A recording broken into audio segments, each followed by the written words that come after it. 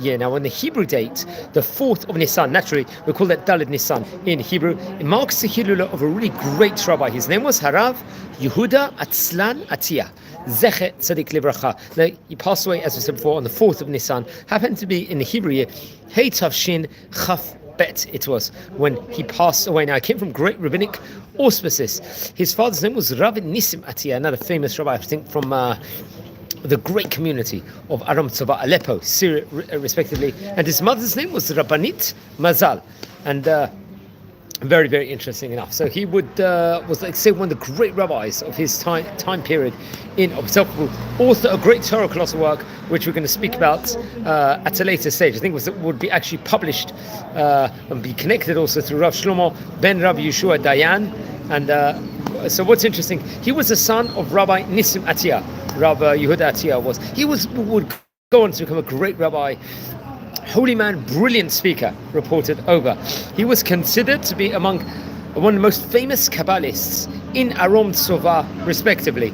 He would go on to write a Torah colossal book called the Minchat Yehudah, which will be put into two different sections, let's just say, in of itself. I believe this book actually was printed in the year 1924.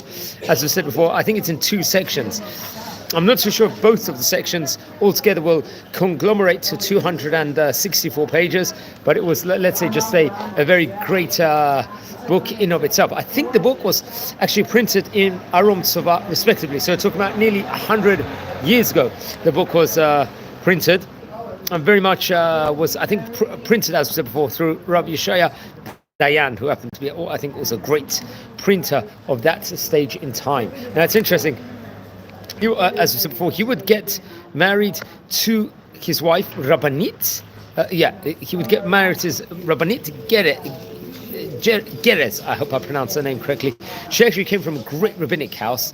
I believe her father was Rabbi Yitzchak Hadaya, very, very good rabbi. We're speaking about the great rabbinic dynasty of the Hadaya family. Very, very much. I'd recommend everyone to learn more into that. Now, it's actually interesting. I believe, I think at some stage in 1930, so I'm not mistaken, he would actually move to Eretz Yisrael and would go to the holy city of Jerusalem and become one of the first students, I think, of the famous yeshiva, Nahar Shalom. Nahar Shalom is a Kabbalistic yeshiva based in Nachlaot in Jerusalem, the famous yeshiva of the great rabbis that learned, the great Kabbalists of yesteryear, especially Rabbi Mordechai Shrabi, who we've spoken about on various occasions. He was so diligent in learning, it was wondrous even when he was at an old age.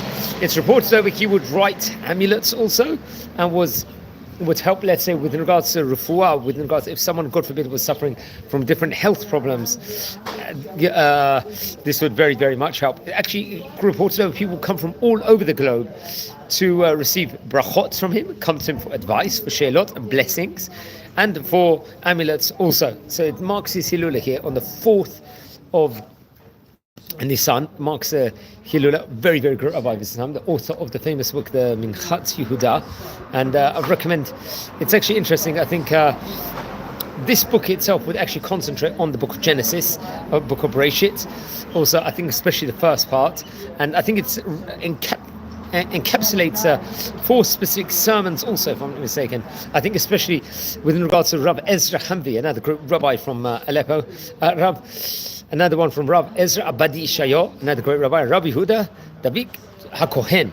Very interesting enough. So please don't forget to light candles in his memory. It's his Hilula here on the 4th of Nisan, and learn more about the great rabbis from Aleppo of yesteryear. We've already covered maybe about a good 70 Chachamim of yesteryear from the great Torah Jewish community there was of yesteryear. Now, friends, we're a community here. We're learning about the great Chachamim of yesteryear. Please subscribe to the channel, and don't forget to like and share the videos to other people.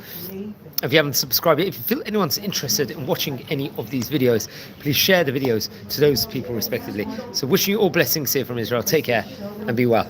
And wishing you all a Chag Kasher B'Sameach, Chag Sameach, because we are approaching the festival of Pesach in just over a week time from the time of recording over here on the 4th of Nisan. We know obviously Pesach is going to be on Tet Vav Nisan respectively. So wishing you all well and take care.